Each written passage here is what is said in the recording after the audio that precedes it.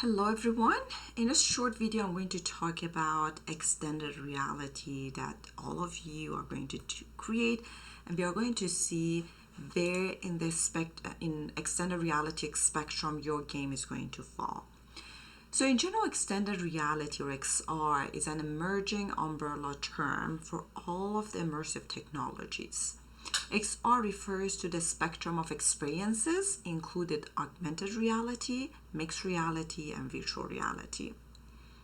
So, in general, any human computer interaction generated by computer technology and wearables is called extended reality. And it has a wide range of applications. Our focus is going to be on training and education. So let's first talk about the difference between augmented and virtual reality and see how we can define them. To best define each one, we need to understand what type of experiences they provide. So when it comes to augmented reality, you are overlaying graphics on video streams of the physical world. So for instance, you have your phone and you are kind of moving your phone over real world object, and you're going to see some virtual elements in that real world through your phone. Example of that, when you're watching TV like football, all of the lines that they are drawing through the game, they are part like some kind of augmented reality. Or if you're using a certain app that changes your face, makes you a bunny, that is an augmented reality application that you're using. It overlays some graphical elements into a real world object. Or if you're designing your house, you want to buy a new sofa and you want to see how it's going to look like in your house, you can use augmented reality applications and place a sofa in a specific part in your living room and see if it fits with or it matches the design that you already have in your house. So those type of applications are augmented reality ones. On the other hand, with virtual reality, you occlude your view from real world and you only have digital experiences for your user. So you're in a digital world and you are disconnected from real world. And mixed reality is something between the two. So those are experiences enabled between augmented and virtual reality. So if you start from physical world, placing a digital object such as a hologram as if it was there. So that is example of mixed reality. We're starting with physical world, a digital representation of another person we call avatar, show the location where they were standing when leaving notes. In other words, experiences that represent a synchronous collaboration at different points in time. Or starting from a digital world and physical boundaries from the physical world such as walls and furnitures appear digitally within the experience to help user avoid physical objects. So those are examples of mixed reality, which are the most complex of all three that we have. All right, so there are two main types of devices that deliver Windows mixed reality experiences. We have hologram devices and immersive devices. We will talk about each one slightly more in later slides. But now let's go back to this spectrum of mixed reality, which is start from physical worlds and goes to fully digital world. So most augmented reality, virtual reality offering available today, they represent a small part of this spectrum and are considered subset of the larger mixed reality spectrum. So toward the left near real world, we have the augmented reality. So users remain present in their physical environment and are never made to believe they have left that environment. In the middle, fully mixed reality, the experiences blend the real world and the digital world. Viewers who have seen like movies like Jumanji can reconcile how the physical structure of the house where the story took place was blended with the jungle environment. So here we have the virtual environment or the digital environment that blends with your real environment. And then towards the right, we have the virtual environment, and user experience the digital environment and are unaware of what occurs in the physical environment around them. So that is kind of a distinguishing between different environments, but sometimes they blend with each other and there is no strict line that goes between them. So when you're creating your games, when you're now you have your concept ideas, you want to think about what type of experiences you want to give to your user, and based on that experience you decide which one of these is most appropriate for your users. So now let's talk more about augmented reality, and then we get into virtual reality and some more. So augmented reality is a technology that superimposes a computer-generated image on a user's view of the real world, thus providing a composite view. It provides an interactive experience of the real-world environment where the objects that reside in the real world are enabled by generated perceptual information, sometimes across multiple sensory modalities. So it's not just limited to visual, and it could have other sensory inputs as well. So here are some examples of different augmented reality application that you probably have used or seen in the past. So here are some examples of where augmented reality is used, and a big chunk of that is for education. So medical training, like many of the stuff that we have are educational training or helping people for different services. Okay, so basically three important things when it comes to augmented reality: combines real and virtual object in real environment. It aligns with real and virtual objects. They basically aligns them with each other and run interactively in 3 dimensions and in real time. So those are the 3 main aspects when it comes to the definition of augmented reality. So firstly, it's not restricted to particular display technology such as head-mounted display, nor it is nor in the definition limited to the sense of sight. So it could be different sensory information, and also it does not remove the so it basically overlay the real object with the digital version of them. So there are some emerging technologies, enabling technologies that we have that allow the AR technology. There are different displays, AR displays that we can use. It could be head-worn, it could be handheld, or spatial. Here are example of head-worn augmented reality displays. We have some handheld ones like projectors that handheld projectors that we could have, and then some spatial ones. An example of that are those big projectors or cave environments that can be created. So now let's talk about virtual reality. So virtual reality is basically a use of computer technology to create the effect of an interactive 3-dimensional world in which the objects have a sense of a spatial presence. It's an artificial environment that we create, and we kind of disconnect the user from real world and put them in a virtual environment, and we suspend disbelief. So they accept that new environment, that digital environment, as the new real environment around them. So some technologies that are used are head-mounted display technologies, and in general, VR displays are either cable-based or they are mobile.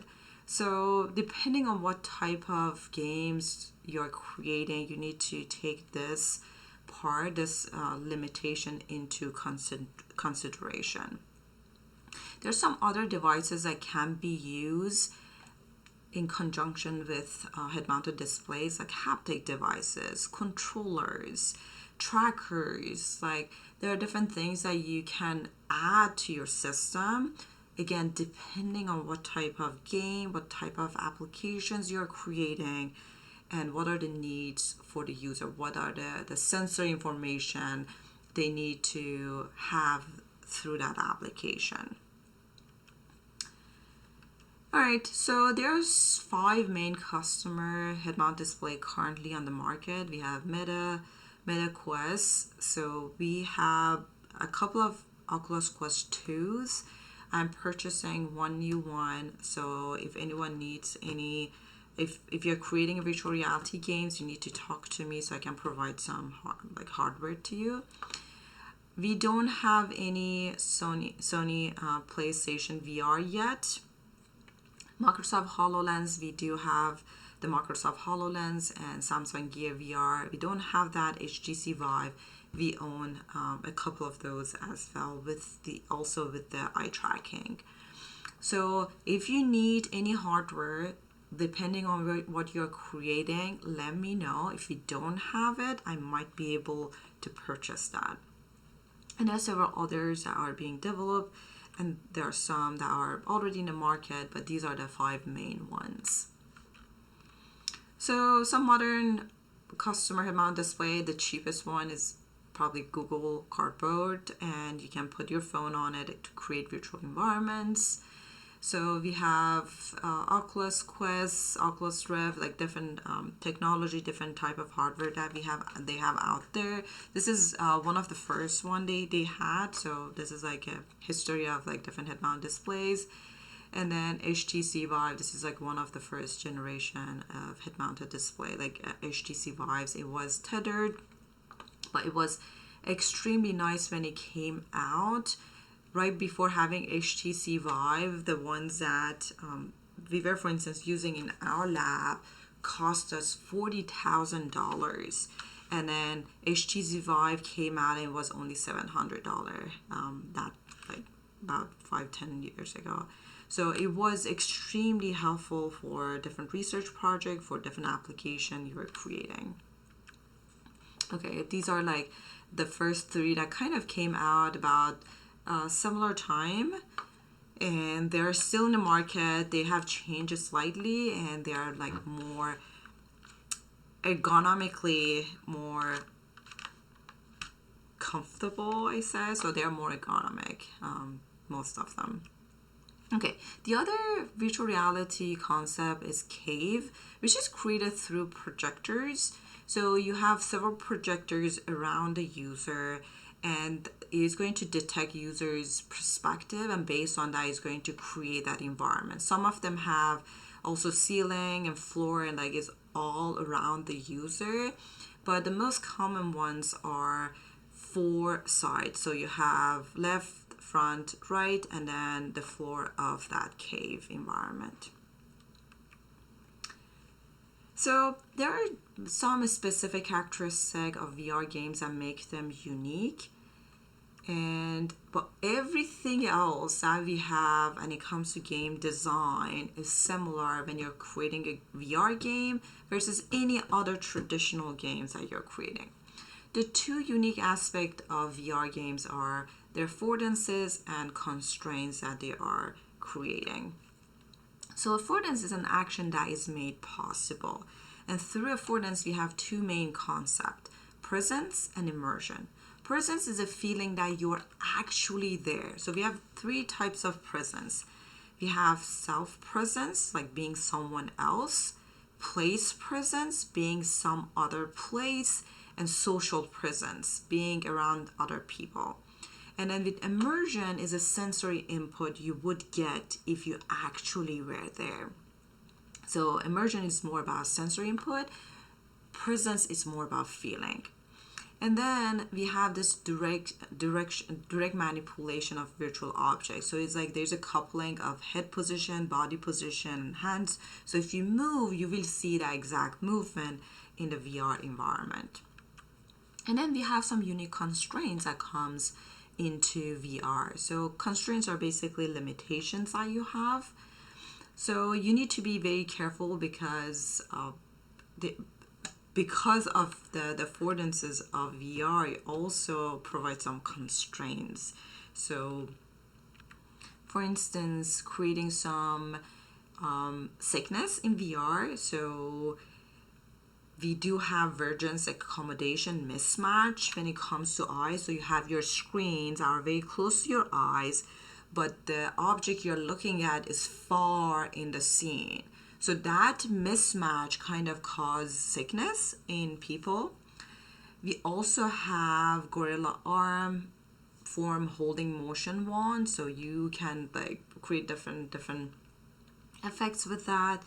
And then standing for long period of time. So those are like limitation that we have, a set of limitations that we have in VR. So you need to be very careful when you're creating VR games to make sure that you're not creating any sickness in general.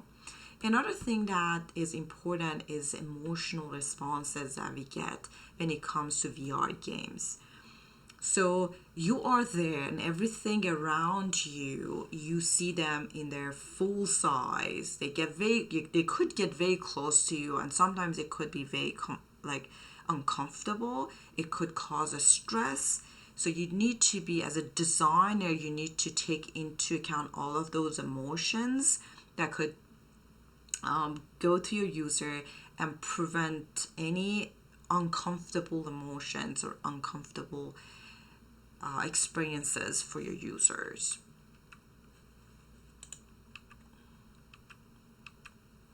Okay, now let's talk about mixed reality. In mixed reality, digital and real world objects coexist and can interact with one another in real time. So this is one of the latest technologies that we have, and this is requires more processing power than VR or AR. HoloLenses, like Microsoft HoloLens is one example of that. It allows you to place the digital objects into the room you're standing and give you the ability to spin it around and track with that digital object in any way possible. So yeah, here's an example of a HoloLens. So you see a person, you can interact with that, make changes, and so on and so forth. And then quickly, let's talk about mobile games. Some of your games could be appropriate to be put as a mobile game. So a mobile game is a game played on a mobile devices like tablet, smartwatch, a smartphone, and so on. So it is portable. It allows user to access them wherever they are. The earliest known game on a mobile phone was like Tetris, to allow you to play a simple game on a mobile device. So mobile devices range from basic games to very sophisticated ones. So depending on what you create, you need to kind of take into account like the small kind of real estate that you have in there and see what is appropriate, what is intuitive. Browser games are becoming very popular these days because they are not attached to a specific device. You can access them anywhere as long as you have internet, and they can be run on any devices. It could be a tablet, it could be a phone, it could be a desktop machine. So that makes them very accessible and makes them very, very nice to use. And they're usually less graphically intensive, and they require lower system requirements. Okay. And then let's briefly talk about generating and documenting your game design document. So we talked about game design document. We went through the idea generation, and you talked about what you want to create. As a team, you started having that discussion as individual and as a group.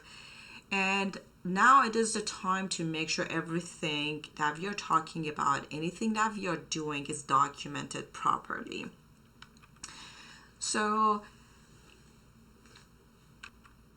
your task is create an extended reality game, and you will have access to some software and hardware to create. As you're creating it, make sure you always do your research in every stage of your game. Play games like this course. I encourage playing games. So play games as much as possible and pay attention to small details that goes into it, especially if they're similar to the concept that you are creating. See what creates a good experience for you, what creates a bad feeling, what frustrates you, what makes it interesting. So all of those small elements are going back to the design of that game, and you want to take all of the good stuff and include them in your game. So when you are working on your project, make sure we don't do any overscoping or overreaching. I will working with every single team individually and try to keep them in kind of a focus area, because this course is all about learning about game design philosophy and like how game designers go about creating their games. So I want to create a proof of concept and create a simple game that is functional, but including all of those concepts into it. So make sure you go back to that game design document as frequently as possible. Make sure everything is in your GitHub and version control is there. If you're making any changes, make sure you put that in GitHub, create your branch, create your changes, and merge to the main branch as frequently as possible after you talk and discuss that with your team members. If everyone is agreed with the changes, make sure you merge the changes so everyone is working with the most up-to-date version of your application. All right, so that is all about extended reality, like a big concept, but just knowing about that and sort of creating your own extended reality game is very, very important.